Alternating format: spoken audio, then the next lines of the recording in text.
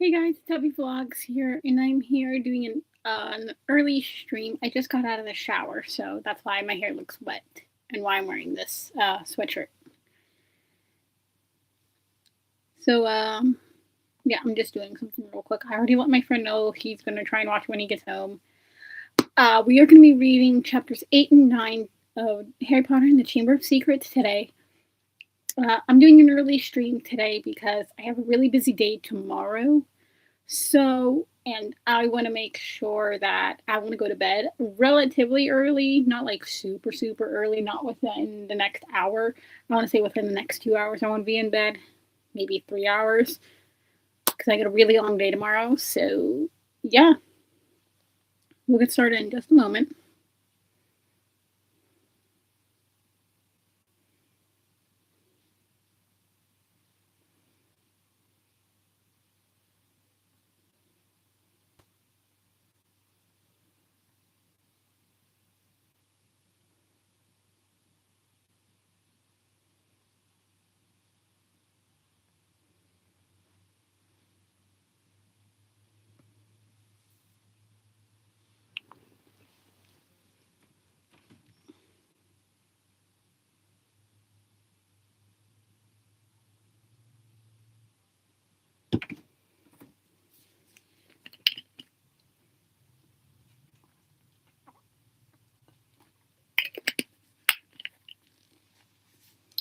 All right, let's get started.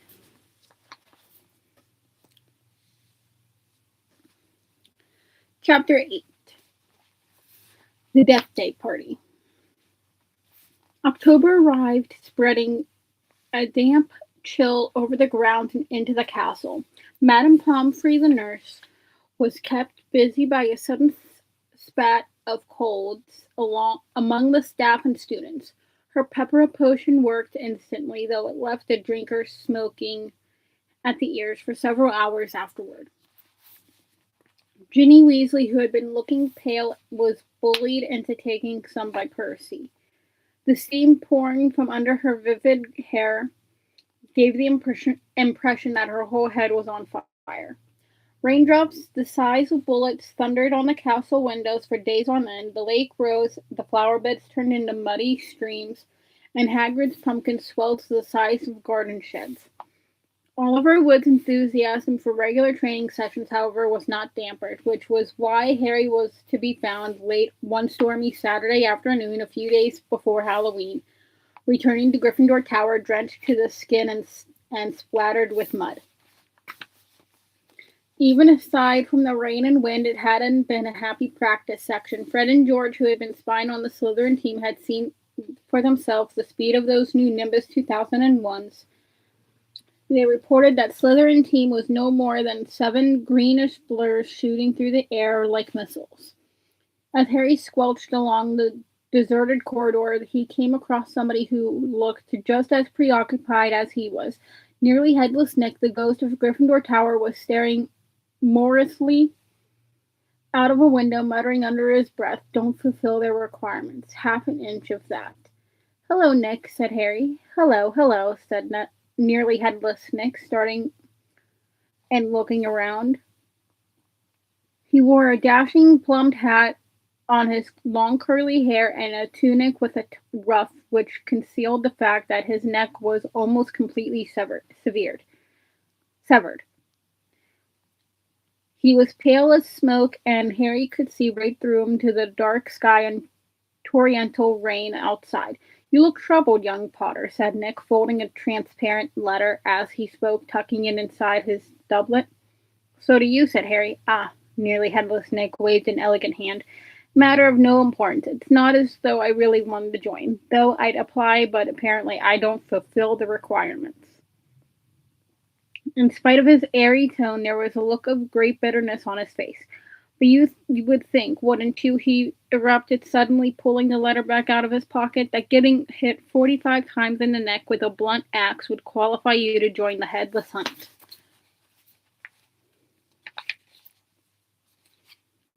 "Oh, yes," said Harry, who was obviously supposed to agree. "I mean, nobody wishes more than I do that it had all been quick and clean, and my head had come off properly. I mean, it would have saved me a great deal of pain and ridicule. However, Nearly Headless Nick shook his letter open and read furiously. We can only accept huntsmen whose heads have parted company with their bodies. You will appreciate that it would be impossible otherwise for members to participate in hunt activities such as horseback, head juggling, and head polo. It is with the greatest regret, therefore, I must inform you that you do not fulfill our requirements. With very best wishes, Sir Patrick Delaney Podmore. Fuming, Nearly Headless Nick stuffed the letter away, half an inch of skin and sinew holding my neck on, Harry. Most people would think that's good and beheaded, but oh no, it's not enough for Sir Properly Decapitated Podmore. Nearly Headless Nick took several deep breaths and then said in a far calmer tone, "So, what's bothering you? Anything I can do?" "No," said Harry, "not unless you know where I can get 7 free Nimbus 2001s for our match against Flip." The rest of Harry's sentence was drowned out by a high-pitched mewling from somewhere near his ankles. He looked down and found himself gazing into a pair of lamp-like yellow eyes. It was Mrs. Norris, the skeletal gray cat who was used by the caretaker, Argus Filch, as a sort of deputy in his endless battle against students. "You better get out of here," Harry said Nick quickly. "Filch isn't in a good mood. He's got the flu and some third years accidentally plastered fog brains all over the ceiling in Dungeon 5. He's been cleaning all morning, and if he sees you dripping mud all over the place—" "Right," said Harry, backing away from the accusing stare of Mrs. Norris, but not quickly enough. Drawn to the spot by the mysterious power that seemed to connect him with his foul cat, Argus Filch burst suddenly through a tapestry to Harry's right, wheezing and looking wildly about for the rule breaker. There was a thick tartan scarf bound around his head, and his nose unusually purple. "Filch!" he shouted, his jowls a-quiver, his eyes popping alarmingly as he pointed at the muddy puddle that had dripped from Harry's Quidditch robes. "Mess and muck everywhere. I've had enough of it, I tell you. Follow me, Potter." Oh, filth. That says filth, not filch. Whoops. That's okay. So Harry waved a gloomy goodbye to Nearly Headless Nick and followed Filch back downstairs, doubling the number of muddy footprints on the floor. Harry had never been inside Filch's office before. It was a place most students avoided. The room was dingy and windowless, lit by a single oil lamp dangling from the low ceiling. A faint smell of fried fish lingered about the place. Wooden filing cabinets stood around the walls. From their labels, Harry could see that they contained details of every pupil Filch had ever punished. Fred and George Weasley had an entire drawer to themselves, a highly polished collection of chains and manacles hung on the wall behind Filch's desk. It was common knowledge that he was always begging Dumbledore to let him suspend students by their ankles from the ceiling. Filch grabbed a quill from a pot on his desk and began shuffling around looking for parchment.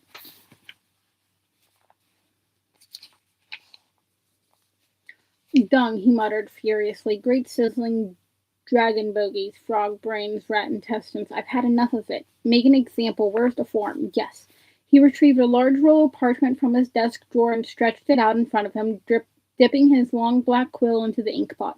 "Name, Harry Potter. Crime—" It was only a bit of mud," said Harry. "It's only a bit of mud to you, boy, but to me it's an extra hour of scrubbing," shouted Filch, a drip shivering unpleasantly at the end of his bulbous nose. "Crime, befouling the castle," suggested sentence, dabbing at his streaming nose. Filch squinted unpleasantly at Harry, who waited with bated breath for his sentence to fall. But as Filch lowered his quill, there was a great bang on the ceiling above the office, which made the oil lamp rattle. "Peeves!" Filch roared, flinging down his quill in a transport of rage. "I'll have you this time, I'll have you." And without a backward glance at Harry, Filch ran flat-footed from the office, Mrs. Norris streaking alongside him. Peeves was the school poltergeist, a grinning airborne menace who lived to cause havoc and distress. Harry didn't much like Peeves, but couldn't help feel grateful for his timing. Hopefully, whatever Peeves had done, and it sounded as though he'd wrecked something very big this time, would distract Filch from Harry. Thinking that he should probably wait for Filch to come back, Harry sank into a moth-eaten chair next to the desk. There was only one thing on it, apart from his half-completed form, a large, glossy, purple envelope with silver lettering on the front. With a quick glance at the door to check that Filch wasn't on his way back, Harry picked up the envelope and read, K. Wickspell, a correspondence course in beginner's magic. Intrigued, Harry flicked the envelope open and pulled out the sheaf of parchment inside. More curly silver writing on the front page said, Feel out of step in the world of modern magic? Find yourself making excuses not to perform simple spells? Ever been taunted for your woeful wand work? There is an answer. Quick Spell is an all-new, fail-safe, quick-result, easy-learn course. Hundreds of witches and wizards have benefited from the Quick Spell method. Madame Z. Nettles of Topsham writes, I had no memory of incantations, and my potions were a family joke. Now, after Quick Spell course, I am the center of attention at parties, and friends beg for the recipe of my scintillation solution. Warlock DJ Prod of Didsbury says, My wife used to sneer at my feeble charms, but 1 month into your fabulous Quick Spell course, I succeeded in turning her into a yak. Thank you, Quick Spell. Fascinated, Harry thumbed through the rest of the envelope's contents. Why on earth did Filch want a Quick Spell course?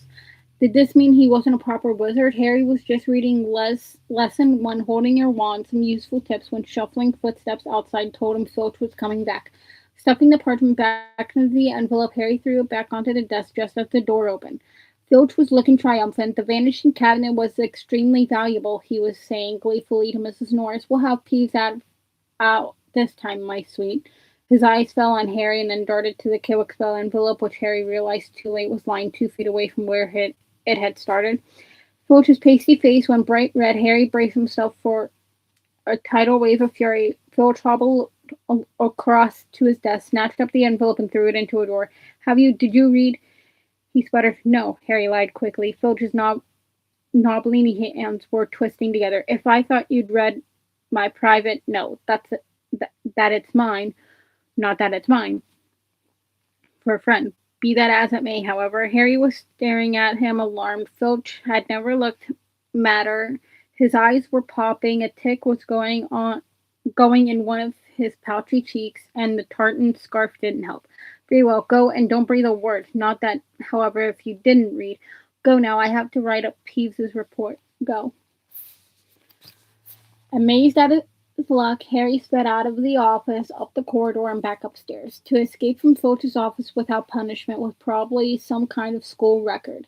Harry, did it work? Nearly headless Nick came gliding out of a classroom behind him. Harry could see the wreckage of a large black and gold cabinet that appeared to have been dropped by a great height. I pursued Peeves to crash it right over Filch's office, said Nick eagerly.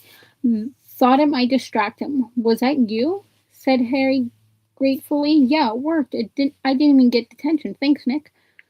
They set off up the corridor together. Nearly headless Nick, Harry noticed, was still holding Sir Patrick's rejection letter.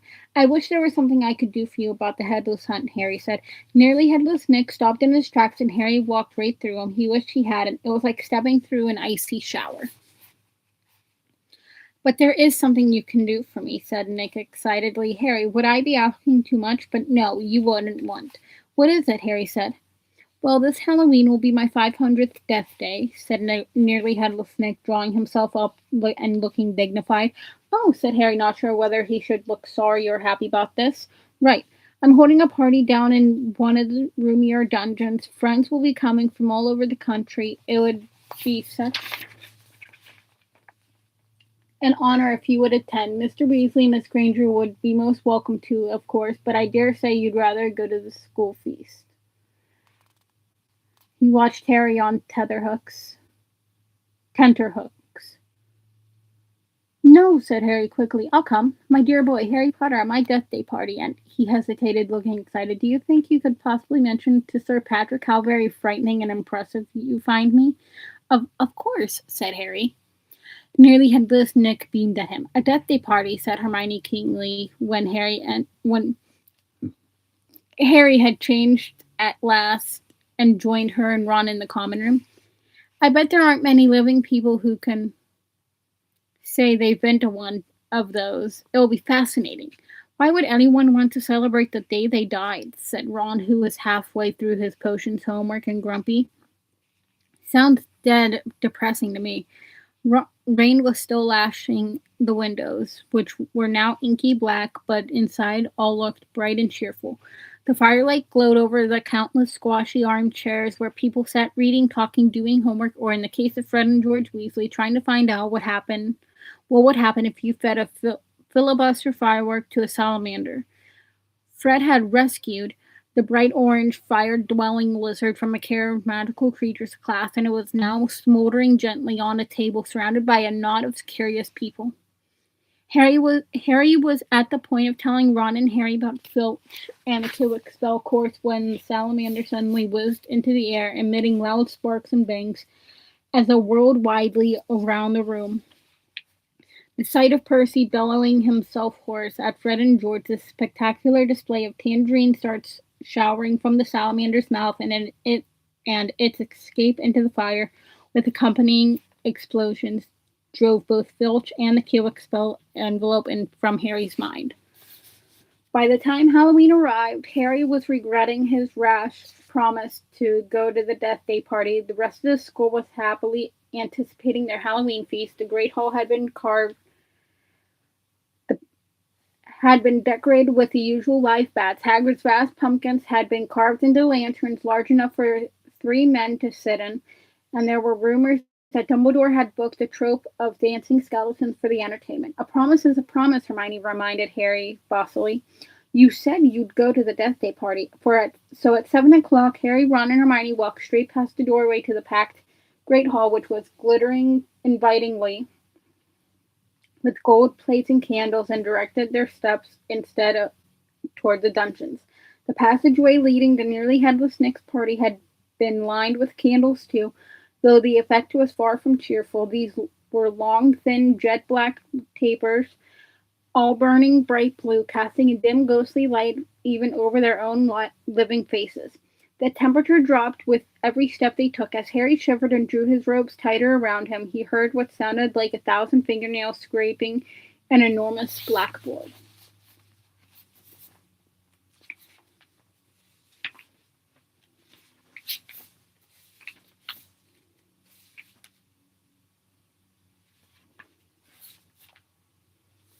Is that supposed to be music? Ron whispered. They turned a corner and saw Nearly Headless Nick standing at a doorway hung with black velvet drapes. My dear friends, he said mournfully. Welcome, welcome, so pleased you could come. He swept off his plumed hat and bowed them inside. I'm going to take a drink real quick because my throat is a little scratchy. I've been here for almost 20 minutes and I'm almost done with chapter 8.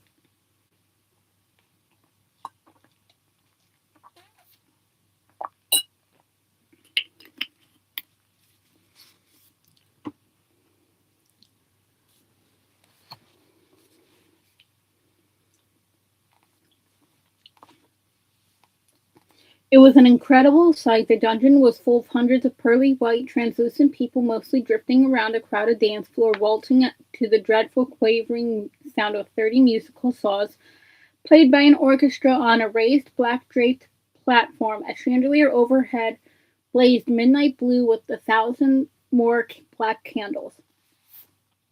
Their breath rose in a mist before them. It was like stepping into a freezer. Shall we have a look around? Harry suggested, wanting to warm up his feet. Careful not to walk through anyone, said Ron nervously, and they set off around the edge of the dance floor. They passed a group of gloomy nuns, a ragged man wearing chains, and the fat friar, a cheerful Hufflepuff ghost, who was talking to a knight with an arrow sticking out of his forehead. Harry wasn't surprised to see that the Bloody Bear and a gaunt staring Slytherin ghost covered in silver bloodstains was being given a wide berth by the other ghost. Oh no, said Hermione, stopping abruptly. Turn back, turn back. I don't want to talk to Moaning Myrtle. Who? Said Harry as they backtracked quickly. She haunts one of the toilets in the girls' bathroom on the first floor, said Hermione. She haunts a toilet? Yes, it's been out of order all year because she keeps having tantrums and flooding the place. I never went in there anyway. If I could avoid it, it's awful trying to have a pee with her wailing at you. Look, food, said Ron. On the other side of the dungeon was a long table also covered in black velvet. They approached it eagerly, but next moment had stopped in their tracks horrified. The smell was quite disgusting. Large rotten fish were laid on the handsome silver platters. Cakes, burnt charcoal black, were heaped on salvers. There was a great maggoty haggis, a slab of cheese covered in furry green mold, and in pride of place an enormous grey cake in the shape of a tombstone with tar-like icing forming the words Saint Sir Nicholas de Mimsy Porpentin, died 31st of October 1492. Harry watched amazed as a portly ghost approached the table, crouched low, and walked through it with his mouth held wide so that it passed through one of the stinking salmon. Can you taste it if you walk through it? Harry asked him. Almost, said the ghost sadly, and he drifted away. I expect they let it rot to give it a stronger flavor, said Hermione knowledgeably, pinching her nose and leaning closer to look at the putrid haggis. Can we move? I feel sick, said Ron. They had barely turned around, however, when a little man swooped suddenly from under the table and came to a halt in mid-air before them. Hello, Peeves, said Harry cautiously. Unlike the ghost around them, Peeves the poltergeist was the very reverse of pale and transparent. He was wearing a bright orange party hat, a revolving bow tie, and a broad grin on his wide, wicked face. Nibbles? He said sweetly, offering them a bowl of peanuts covered in fungus. No thanks, said Hermione. Heard you talking about poor Myrtle, said Peeves, his eyes dancing. Rude what you was about poor Myrtle. He took a deep breath and bellowed. Oi, Myrtle! Oh no, Peeves, don't tell her what I said. She'll be really upset. Hermione whispered frantically. I didn't mean it. I don't mind her. Hello, Myrtle. The squat ghost of a girl had glided over. She had the gloomiest face Harry had ever seen, half hidden behind lank hair and thick, pearly spectacles. What? She said sulkily. How are you, Myrtle? Said Hermione in a falsely bright voice. It's nice to see you out of the toilet, Myrtle sniffled. Miss Granger was just talking about you, said Peeves slyly in Myrtle's ear. Just saying how nice you look tonight, said Hermione, glaring at Peeves. Myrtle eyed Hermione suspiciously. You're making fun of me, she said, silver tears swelling rapidly in her small see-through eyes.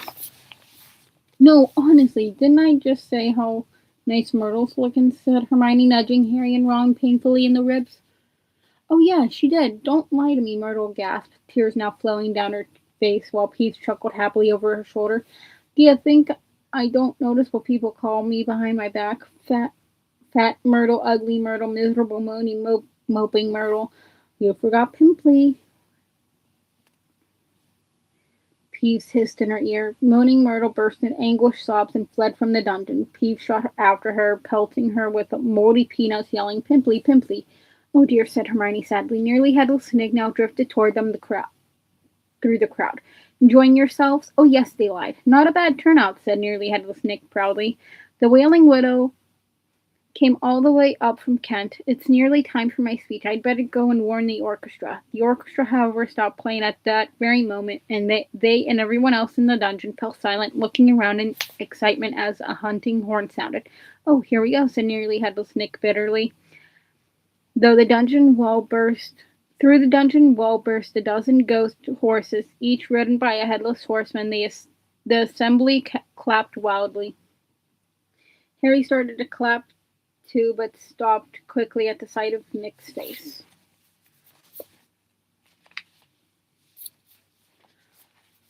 The horses galloped into the middle of the dance floor and halted, rearing and plunging. At the front of the pack was a large ghost who held his bearded head under his arm, from which position he was blowing the horn. The ghost leapt down lifted his head high in the air so he could see over the crowd. Everyone laughed and strode over to nearly headless Nick, squashing his head back onto his neck.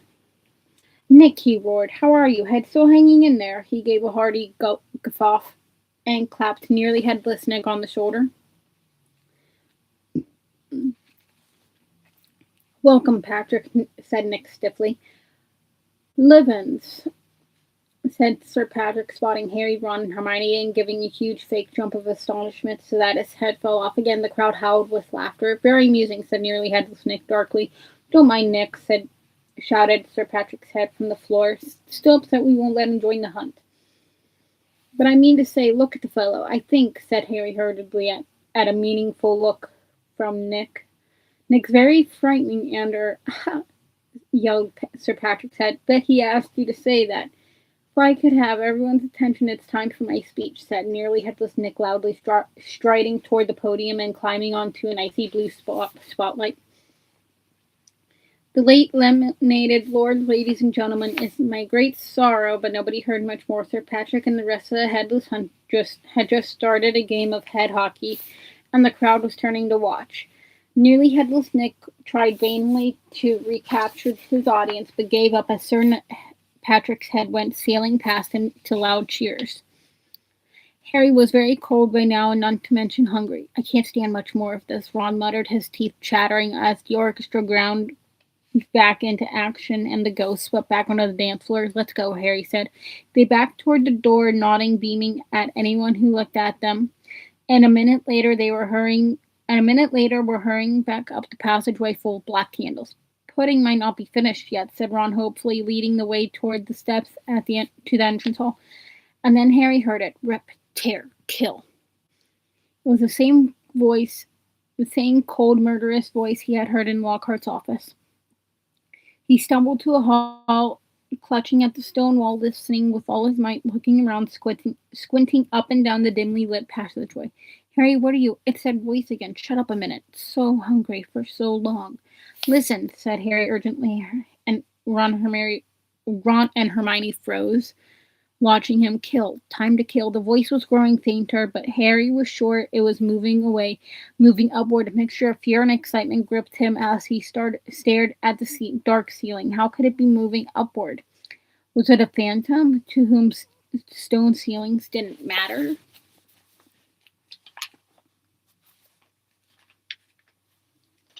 "This way," he shouted, and he began to run up the stairs into the entrance hall. It was no good hoping to hear anything here. The babble of talk from the Halloween feast was echoing out of the great hall. Harry sprinted up the marble staircase to the first floor, Ron and Hermione clattering behind him. "Harry, what are we—" "Shh." Harry strained his ears distantly from the floor above, and growing fainter still he heard the voice. "I smell blood. I smell blood." His stomach lurched. "It's going to kill someone," he shouted, ignoring Ron's and Hermione's bewildered faces. He ran up the next flight of steps, 3 at a time, trying to listen over his own pounding footsteps. Harry hurtled around the whole of the second floor, Ron and Hermione panting behind him, not stopping until they turned a corner into the last deserted passageway. "Harry, what was that all about?" said Ron, wiping sweat off his face. "I couldn't hear anything," but Hermione gave a sudden gasp, pointing down the corridor. "Look!" Something was shining on the wall ahead. They approached slowly, squinting through the darkness. Foot-high words had been daubed on the wall between 2 windows, shimmering in the light cast by the flaming torches. "The Chamber of Secrets has been opened. Enemies of the air, beware." "What's that thing hanging underneath?" said Ron, a slight quiver in his voice. As they edged nearer, Harry almost slipped. There was a large puddle of water on the floor. Ron and Hermione grabbed him, and they inched toward the message, eyes fixed on a dark shadow beneath it. All 3 of them realized what it was at once and leapt backward with a splash. Mrs. Norris, the caretaker's cat, was hanging by her tail from the torch bracket. She was stiff as a board, her eyes wide and staring. For a few seconds they didn't move. Then Ron said, "Let's get out of here." "Shouldn't we wait? Shouldn't we try and help?" Harry began awkwardly. "Trust me," said Ron, "we don't want to be found here." But it was too late. A rumble as though of distant thunder told them that the feast had just ended. From either end of the corridor where they stood came the sound of hundreds of feet climbing the stairs and the loud, happy talk of well-fed people. Next moment, students were crashing into the passage from both ends. The chatter, the bustle, the noise died suddenly as the people in front spotted the hanging cat. Harry, Ron, and Hermione stood alone in the middle of the corridor as silence fell among the mass of students pressing forward to see the grisly sight. Then someone shouted through the quiet, "Enemies everywhere, beware, you'll be next, mudbloods." It was Draco Malfoy. He had pushed to the front of the crowd, his cold eyes alive, his usually bloodless face flushed as he grinned at the sight of the hanging, immobile cat.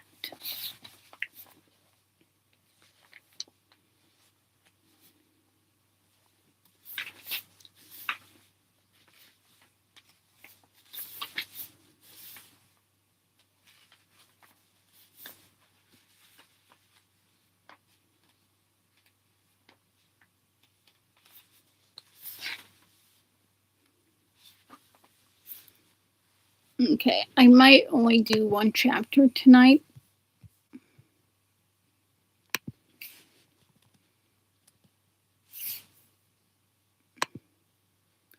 I think I'm only going to do one chapter tonight because my throat is a little sore and I want my voice to not be gone by tomorrow. So we're only reading chapter 8 tonight. I might do a video tomorrow morning or tomorrow afternoon after I come back from where I'm going. And I'll read the other chapter. So 2 videos might go out tomorrow. So yeah, that's it for this stream, and I'll see you guys in the next video. So have a good night.